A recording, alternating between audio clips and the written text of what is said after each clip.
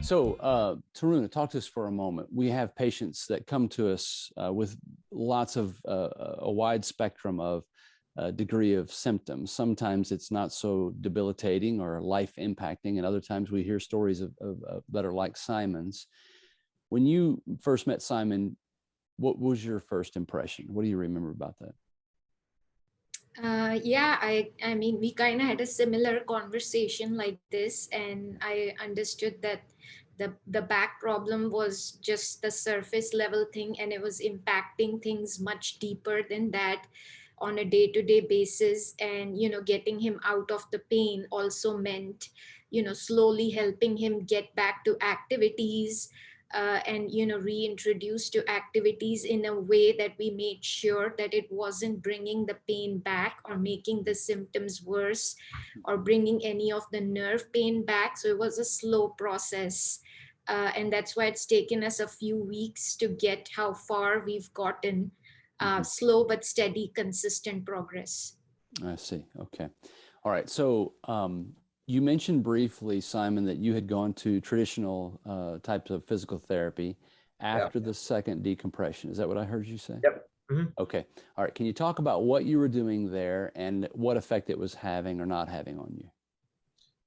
So there was a lot of like we did a lot of isometric exercises, like sort of some simpler stuff. It was mainly focused on getting the strength back in my glutes, primarily. And I was having really a lot of trouble with contracting those muscles without getting nerve pain. Like we would do it and it would feel okay, and then I would do too many or something and it would really flare up, and it was really, really sensitive. It was sort of difficult for me to do anything. I didn't feel a lot of confidence.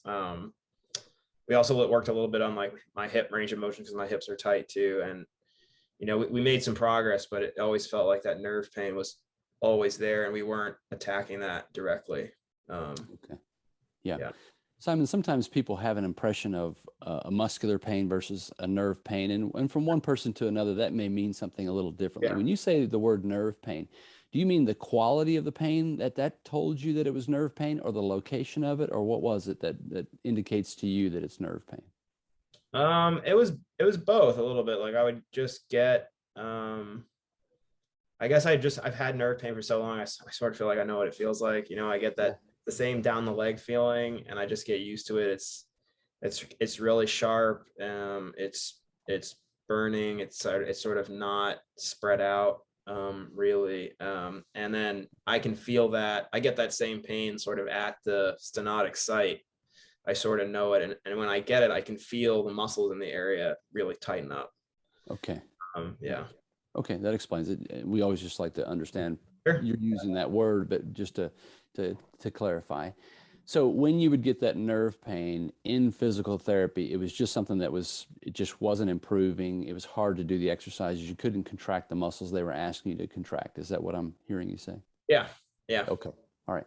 So what was it about? You had some previous history with some McKenzie therapy you mentioned. That was before ever before your first surgery?